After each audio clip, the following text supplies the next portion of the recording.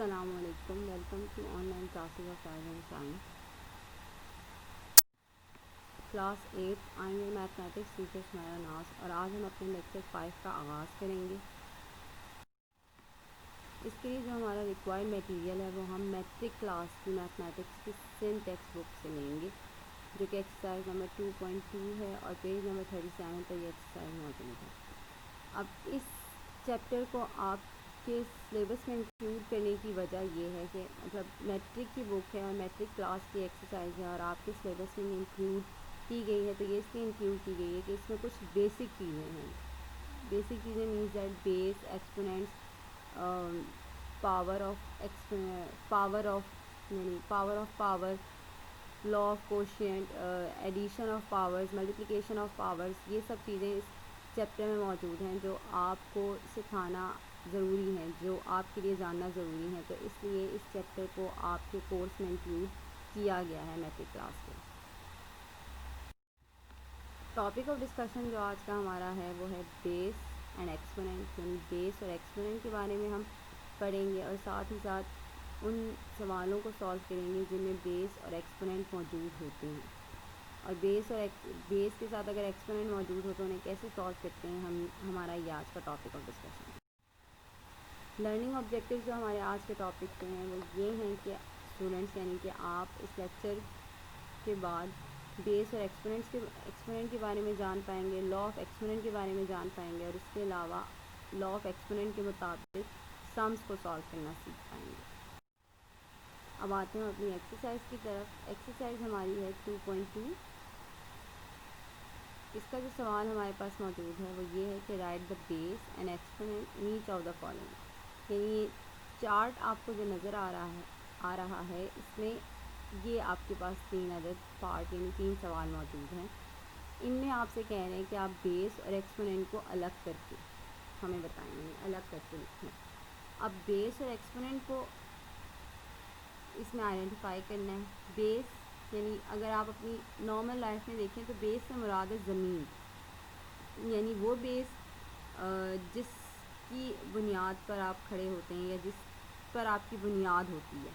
Like अगर हम बात करें अपनी एजुकेशनल पॉइंट ऑफ व्यू से तो कहा जाता है कि 9th और मैट्रिक बच्चों की बेस है।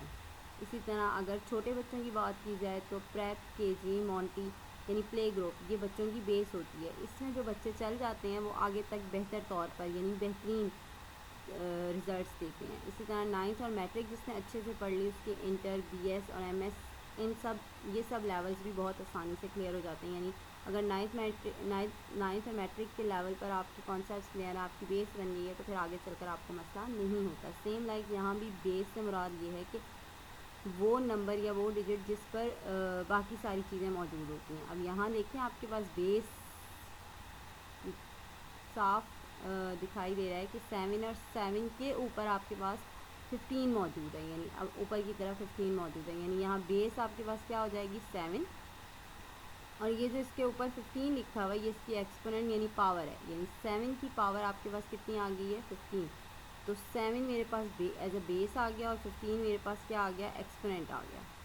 सेम लाइक यहाँ मेरे पास क्या है 189 यानी -189 मेरे पास बेस है और ये 10 मेरे पास क्या है एक्सपोनेंट। थर्ड वाले में आपके पास 108 बेस है और 64 आपके पास क्या है एक्सपोनेंट। अब सॉल्यूशन की तरफ आते हैं, यानी अपने क्वेश्चंस को सॉल्व करने की तरफ आते हैं। Simplify the following. पहला पार्ट आपके पास दिया हुआ है -91 पावर 4 यानी एक्सपोनेंट 4 दी हुई है, -91 आपके पास बेस मौजूद है। माइनस की साइन इवन के साथ मौजूद है, तो हम ये बात अच्छे से जानते हैं कि माइनस इवन की साइन के साथ कभी भी नहीं बाकी रहता। क्यों? क्योंकि अगर 4 टाइम्स आप माइनस को करें तो minus minus plus, plus minus minus and then minus minus plus, ये माइनस ख़त्म हो गया। तो मेरे पास सिंप्लीफाई के तौर पर क्या आ गया 91 91 91 एंड 91। ये बेस सारी की सारी आपस में क्या हो रही हैं मल्टीप्लाई। जब बेस मल्टीप्लाई होती हैं तो पावर्स ऐड होती हैं। इसकी पावर भी 1 है, इसकी भी 1 है, इसकी भी 1 है, इसकी भी 1 है। जब मैंने इन चारों को ऐड किया तो मेरे पास आ गया 4 यानी 91 की पावर आ गई 4। दूसरा सवाल मेरे पास मौजूद है 5 एक्सपोनेंट 4 मल्टीप्लिकेशन 5 एक्सपोनेंट 2। अब ये दोनों बेस सेम है, 5 और 5 दोनों बेस सेम है। तो अभी मैंने बात की कि जहाँ बेस सेम होती है और आपस में मल्टीप्लाई हों, वहाँ उन बेस की एक्सपोनेंट्स यानी 2 और 4 क्या होंगे, ऐड होंगे, एक दूसरे के साथ प्लस होंगे। तो बेस सेम है तो मैंने उसे एक बार ले लिया, पावर्स इनकी क्या हो जाएंगी आपके पास, ऐड हो जाएंगी यानी प्लस हो जाएंगी। 4 में आपने 2 को प्लस किया तो आपके पास क्या आ गया, 6 यानी 5 की पावर 6। सातवां सवाल आपके पास मौजूद है a मल्टीप्लाई b की पावर 2 मल्टीप्लाई c की power 3 multiply b exponent 3 multiply a exponent 5 multiply c exponent 2।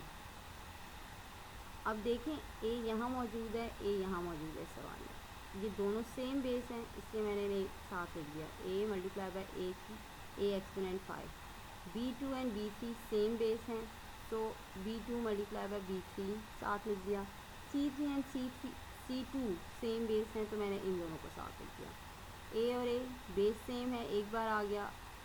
First one की जो वैल्यू है, जो एक्सपोनेंट है वो 1 है, यानी कोई एक्सपोनेंट नहीं दिया हुआ तो आपके पास 1 है इसका एक्सपोनेंट, तो 1, और दूसरे वाले की एक्सपोनेंट आपके पास 5 है तो 1 + 5, यानी अगर बेस मल्टीप्लाई होंगे तो एक्सपोनेंट्स क्या होंगे, प्लस, तो 1 + 5 मल्टीप्लाई b2 और दूसरे b की एक्सपोनेंट आपके पास 3 है, यानी सेम बेस थे तो एक बार आ गया और इनकी एक्सपोनेंट्स प्लस हो गई, 2 + 3 मल्टीप्लाई सेम बेस हैं c और इनकी पावर्स आपस में क्या हो जाएंगी, 8 ऐड यानी 3 + 2, तो a की पावर 6, b की पावर 5, c की पावर 5। नौवां सवाल आपके पास जो मौजूद है वो है -4 मल्टीप्लाई -5 होल ब्रैकेट पावर 3। अब देखिए यहाँ बेस सेम नहीं है, -4 एक अलग डिजिट है, -5 एक अलग डिजिट है, दोनों आपस में क्या हो रहे हैं, मल्टीप्लाई। सिंपल इसमें आपने सिर्फ माइनस से माइनस मल्टीप्लाई करने, यानी माइनस से माइनस कैंसिल, तो आपके पास प्लस आ गया। और ये पावर जो बाहर मौजूद है ये ब्रैकेट के अंदर 1 बाय 1 करके दोनों के पास आ जाएगी, 4 के पास अलग आ जाएगी और 5 के पास अलग से आ जाएगी, यानी 4 की पावर 3 मल्टीप्लाई बाय 5 की पावर 3। यहाँ मैंने पावर्स ऐड क्यों नहीं किए, क्योंकि बेस सेम नहीं थी, ये 4 दिया हुआ, ये आपके पास 5 है, दोनों अलग अलग डिजिट्स हैं, तो इन दोनों की पावर्स को मैं ऐड नहीं कर सकती।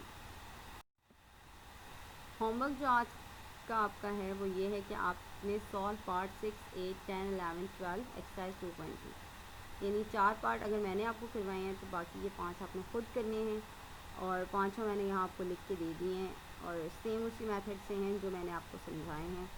उम्मीद करती हूँ आज का लेक्चर आप अच्छे से समझ गए होंगे और उस लेक्चर के मुताबिक ही आप अपना होमवर्क कंप्लीट करना है। Thank you.